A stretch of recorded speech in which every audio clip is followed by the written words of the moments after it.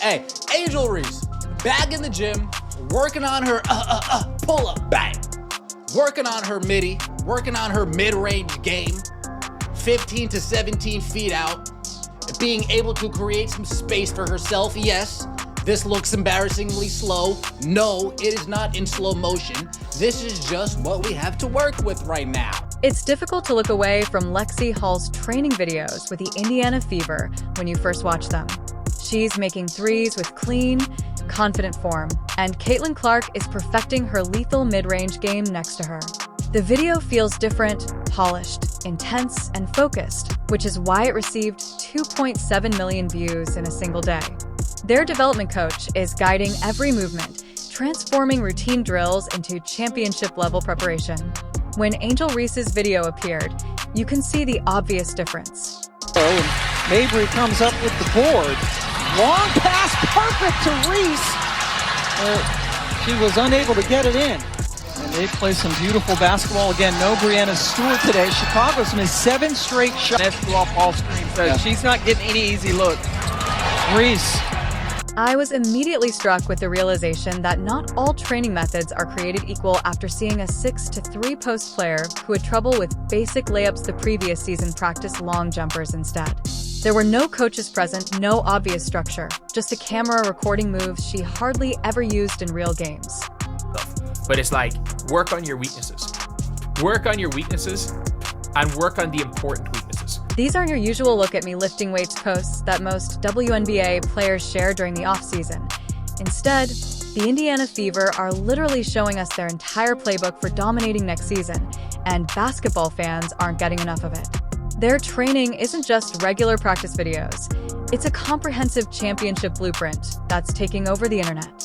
More players like kind of almost in these workouts, but they're probably doing a lot of workouts with individual players. But yeah, she's going to the basket, takes a reverse layup right there. She makes a nice off-footed finish layup. Nice floater right there. Stephanie White's actually showing her what to do while being denied. Coming off some fakes, which is nice. Doing her like patented jump shot. Oh, she shot the ball right off. The intentionality with which each player is honing particular skills that fit together like puzzle pieces in a championship image is what really sets these videos apart. Lexi, when Caitlin Clark drives to the hoop, Hall intentionally practices corner shots and quick-release jumpers to create ideal spacing. Sophie Cunningham works on elbow jumpers since that's precisely where defenses will leave her exposed when they double-team her. Clark, the majority of teams publish generic exercise videos that don't disclose any strategy. The Fever, however, clearly show their game plan and how they're constructing an offensive system in which one component works in tandem with the others, much like a basketball ecosystem growing in front of our eyes. These films are going viral on social media because of Hall's three-point shooting, which sets up Clark's drives and gives Boston post-up opportunities, resulting in kick-out passes to Cunningham's mid-range game. What up, Fever family? It's Coach Keith Porter. Today I got to lead Boston in the gym. We've been working on some footwork, getting up and down the floor. Just working on being better today. More than just a regular trainer, Keith Porter actively defends players and pushes them to reach game speed on the court. His dedication is evident in the fact that he traveled to Massachusetts especially to work with Aaliyah Boston. He's creating a shared vision rather than merely enhancing individual players. When they record Boston practicing left-hand finishes and floaters, they are addressing how teams adjusted to her defensively from the previous season.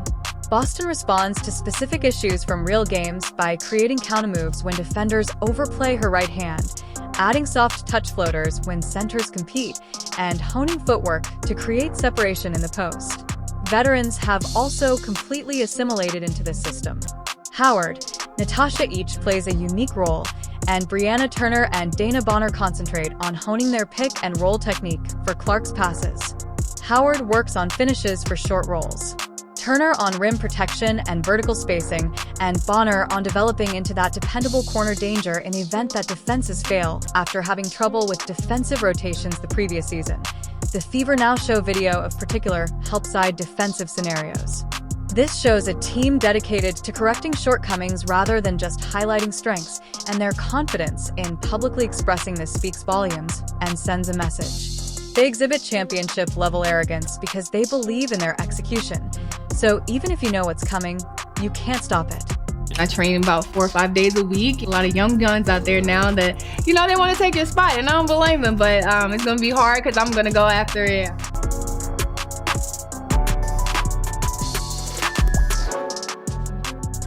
These videos, which show the strategic intelligence behind the Fever's development of a system where each player's development directly contributes to the team's championship vision, are now being dissected by basketball analysts and former players. This is an example of a franchise exhibiting true championship culture. Every exercise, repetition, and skill improvement contributes to the overall objective like pieces of a puzzle to make a whole image. The Fever aren't assembling talent at random. Rather, they are systematically building a championship squad, with each member contributing to the team's overall growth in basketball. This is the complete antithesis of pointless practices meant to garner likes on social media. Lexi Hall being back in Indiana, in the gym, working out. We saw Keith Porter in there. We saw Lexi shooting her shots. We saw Lexi with reverse layup. That culture of championship. In sharp contrast to what we just witnessed from Angel Reese, the Fever are constructing stands.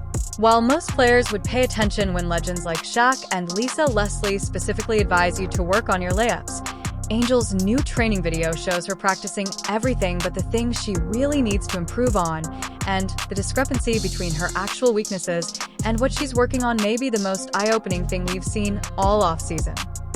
Right? I don't think that's where she's going to be offensively. I think her new coach is taking her away from the basket. Angel Reese finally made the decision to show her admirers that she is improving after months of bouncing between podcasts and walking red carpets.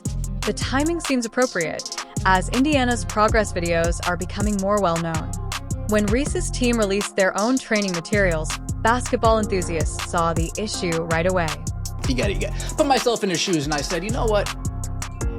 If Angel Reese was my power forward, and he saw this chart that we're looking at right now, and I see that when she's close around the basket finishing on layups, she's shooting 42%. And when I see Camila Cardoso around the basket finishing on layups, bottom of the chart, folks, she's finishing at a 56% clip. Well, if I'm Tyler Marsh, I am saying to myself, okay, let's make sure that this paint is not congested. Angel, despite this obvious weakness, a 63 post player, had one of the lowest finishing percentages in the whole WNBA last season, shooting a pitiful 44.5% from less than 5 feet. Her video shows her practicing jump shots, three-pointers, and perimeter moves rather than finishing at the rim. Why is this coming from her PR team and not the Chicago Sky? One fan asked another why she's practicing three-pointers when she can't make layups consistently. These aren't just idle grumbles. They're real basketball concerns that mirror what basketball royalty has already told her. Two of the greatest post players in history, Shaquille O'Neal and Lisa Leslie, publicly advised Reese to concentrate on honing her layups and inside game. Biggest advice I have for you is going to be how you shoot your layups, period. Like, we're going to fix that. Yeah. That's fixable for you. However, she seems to be disregarding their professional advice to practice shots, which she hardly ever attempts in real games. The statistics reveal more concerning information than just that 44.5% completing percentage in 5T. Reese's total field goal percentage of 39.1% and her shot percentage of less than 15% from 5 to 9 feet from the hoop call for significant development in close range scoring rather than perimeter shooting. Oh, I think Ionescu brought help over on Kennedy. Carter, and then underneath, and that was the chance. Inside, Cardozo. Even more illuminating, almost half of Reese's boards from the previous season came from cleaning up her own misses, and nearly 40% of her rebounds came after her own failed jumpers. This creates a statistical illusion where her bad finishing inflates her rebounding percentages. Equally troubling is what Reese's video lacks. No Chicago Sky employees are there, no growth coaches are offering advice, and there is no methodical strategy to progress. The Fever depicts athletes honing specific skills with coaches. Basketball analysts criticized Reese's training video as all flash and no substance, emphasizing appearances over correcting real on-court deficiencies, and noted that her training lacks professional monitoring and an organized development plan. This implies a basic lack of self-awareness regarding her areas for improvement. There is no greater contrast with Indiana's strategy. Every drill in the Fever's development films relates to game scenarios and targets certain needs, providing clear coaching instruction. While Reese focuses on perimeter skills when she requires immediate attention for her on-court game, their players practice skills that instantly correlate to on-court improvement. This is like WNBA leveling up and all eyes on her now. I think that she knows that she has to completely restructure her form because that is not the way to be efficient in the post position that she is in. At the post position that she's in, a layup is supposed to be a given. She needs to improve her touch around the rim, like all over the place, but she seems to take these desperation shots. Chicago supporters of Sky are truly concerned when a franchise player practices poor technique, has dubious form, and lacks coaching oversight. Anyone who watches basketball can see the issue. It's not some sophisticated analytical insight. It's clear to anyone who watched replay last season that she struggles to finish at the rim but is working on three-pointers. The response from Sky fans demonstrates that they understand basketball development better than the person conducting the training. Her basketball awareness and willingness to address her true inadequacies are seriously called into doubt by this basic gap. She is, it's more than a fact. She is not good at layups. But I was looking at her stats. I jotted some down right here, and she shoots an abysmal 39% from the field. She shot below 50% on shots less than 5 feet away, which is bad. And even worse than that is that shots from 5 to 9 feet, 13%. If you look closely at Angel Reese's shooting mechanics, you'll notice what has shooting coaches across the country cringing. The professional basketball community isn't just speculating about what she is practicing, they're shaking their heads at it. Instead of the flowing upward release that characterizes outstanding shooters, her release point sits far too low, frequently at chest level, resulting in an uncomfortable pushing motion. This basic defect causes her to concentrate on perimeter shots, which is perplexing and could be detrimental to her growth. Great, she can get back to building that brick house on the hoop like she did last year. With her shot release, I don't know how she gets any shots off. But you heard what I said. And look, the guy's being objectively just critical when it comes to basketball. With that release, how is she getting shots off? It's real slow. It's a good question. Reese's technique raises red flags everywhere, like a car with a malfunctioning engine. Her pushing motion practically guarantees inconsistent results, which explains why she struggled with shots beyond point-blank range last season. Instead of properly addressing these flawed mechanics, basketball trainers look for consistency in shooting form, release point, and follow-through. Why in the world are we working on layups, or not working on layups, when you got such a problem and you're so inefficient with your inside ball game? I just don't understand it, all right? Not only that, but that release is still draggy and slow. All right? You're 4. Why are you shooting that far away? I get it. Eventually, you got to develop a jump shot. But you got to get the fundamentals down first. The difference with Aaliyah: Boston is playing a position that is nearly identical. Due to their different approaches to improvement, Boston was able to convert 55.2% of her field goal attempts during her rookie season, giving her a 16 percentage point advantage over Reese. This difference reflects the difference between an effective offensive weapon and a liability. Boston's training videos show a player who is extremely aware of her role. She works on her footwork in post practices, touches the rim, and develops her left hand to improve on certain areas of her position. Meanwhile, Reese displays perimeter shots that are rarely seen in her real game and are rarely successful when attempted. The fact that Reese's shooting percentage dropped from 5 to 9 feet below 15% is especially alarming. Avoiding this essential area to practice three-pointers shows a lack of understanding of how to develop an offensive arsenal. This zone is crucial for a post player, where drop steps, hook shots, and short jumpers should be dependable weapons. gonna lead the league in brick layups and single-handedly keeping their team out of the playoffs once again. Look, I'm watching for some real interesting things to happen this year. Can she cure the layup issue? That's a big one.